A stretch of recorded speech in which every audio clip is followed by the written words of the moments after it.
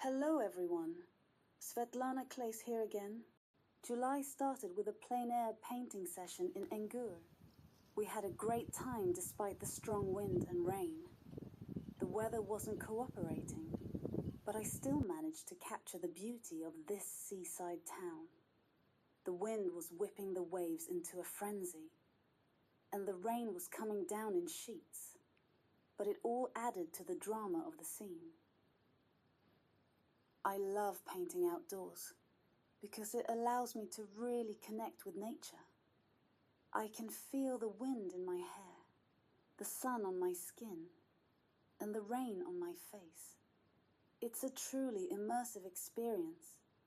If you've never tried plein air painting, I highly recommend it. It's a great way to challenge yourself and improve your skills. And it's also a lot of fun.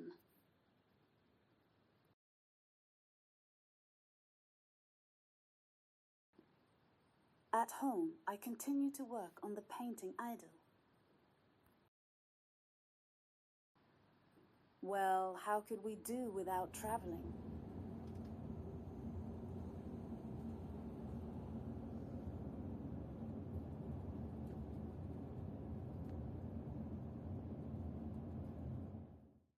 This month we decided to visit the island of Hiiumaa in Estonia. An hour and a half by ferry, and you are on the second largest island of Estonia.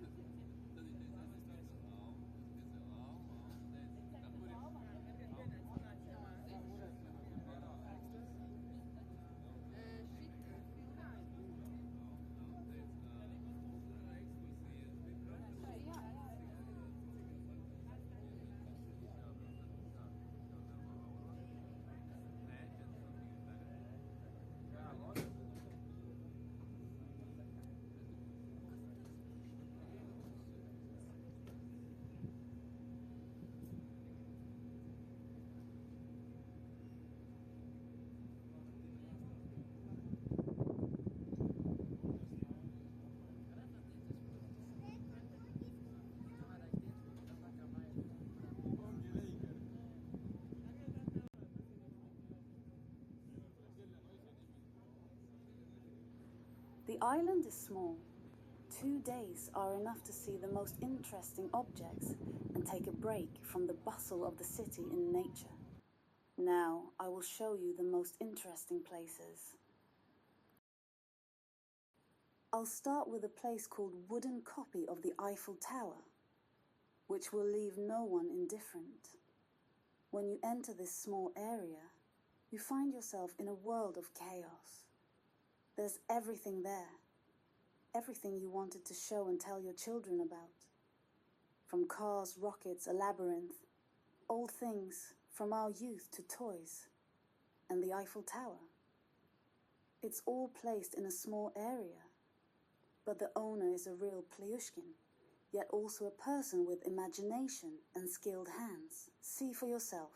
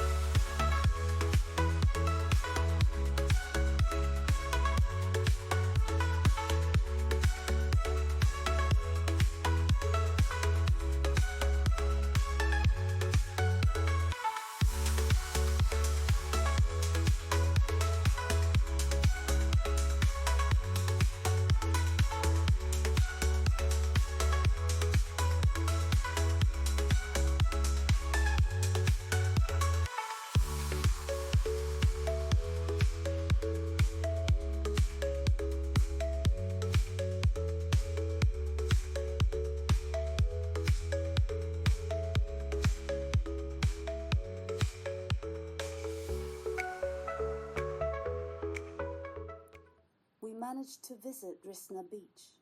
My husband even swam, but the water seemed cold to me and my son. It's the best beach on Hiiumaa, where wild cabbage grows, which you can eat.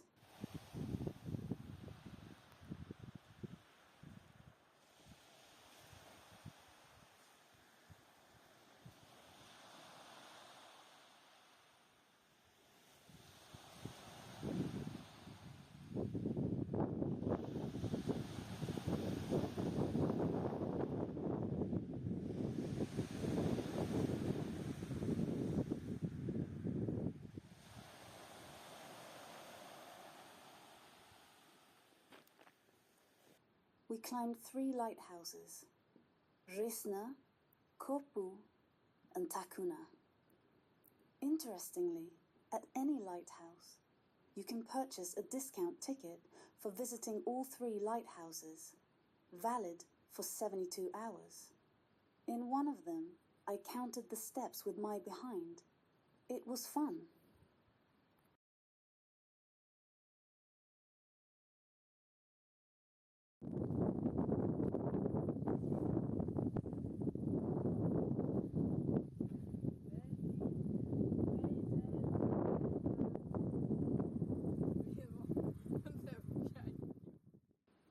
This is the last, 3rd lighthouse you can climb, the Takuna Lighthouse.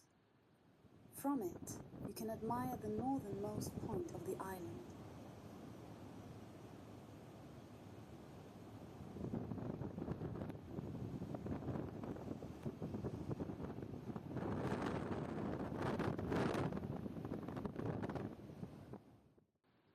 Nearby is a monument to the victims who died on the ferry. You can ring the bell. And this is Cape Serritir. The spit is about 2.5 kilometers one way. A very beautiful place where horses graze and there are many different shrubs, dwarf trees and flowers. A very pleasant walk, but always windy.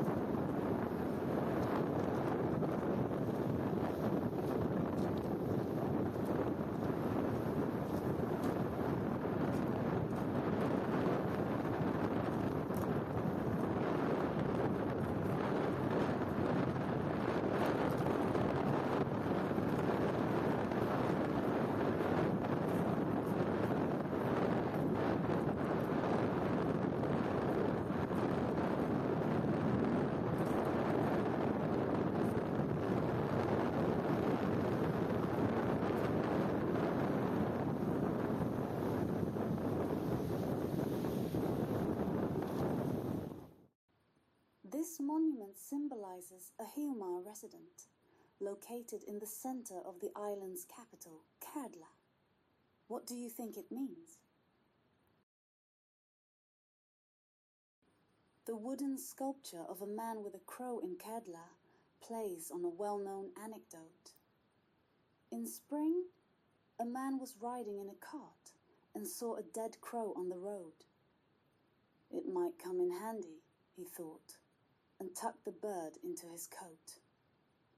In autumn, he was driving along the same road, stopped, took the crow out of his coat. Didn't come in handy, the man said indifferently, and threw it away. The sculpture was carved from wood by Hiiumaa carver Silver Trayman. His creation depicts a man holding a crow in one hand and scratching his head with the other. By the way, The locals consider the anecdote told above as their folk joke. Yes, the island's residents needed many things, so they developed a habit of storing everything they found at home, just in case it might be useful. In the center of Kerdla, there's a restaurant where you can taste authentic Italian pizza. Prices are affordable. They ask for 15–17 euros for a 40-centimeter pizza. The premises display paintings by a local artist who works in the style of super realism. The paintings are for sale. In Kerdla, I was lucky enough to visit 2 exhibitions, Olaf Subbi's nudes and Konrad Megi and his peers from the N. Kunila collection. I'll make a separate video about this. While we were vacationing on Hiiumaa Island, on July 28 at night, a hurricane swept through Latvia, which hadn't happened in 80 years. The last such destructive disaster was in 1967. The wind reached 30 meters per second. About 15,000 trees were felled, many streets were flooded, and power supply was disrupted. The next day, returning home, we could see the scale of the elements rampage. Jurmala suffered the most. In our village, several trees were knocked down, one even fell on our house. In general, in July, the temperature was about 1 degree above normal. Look at the diagram. The red area highlights when the temperature was above normal, and I circled the day when the hurricane happened. So that's how things are. We're cleaning up the territory, licking our wounds. Until next time, I'll be glad to see you again.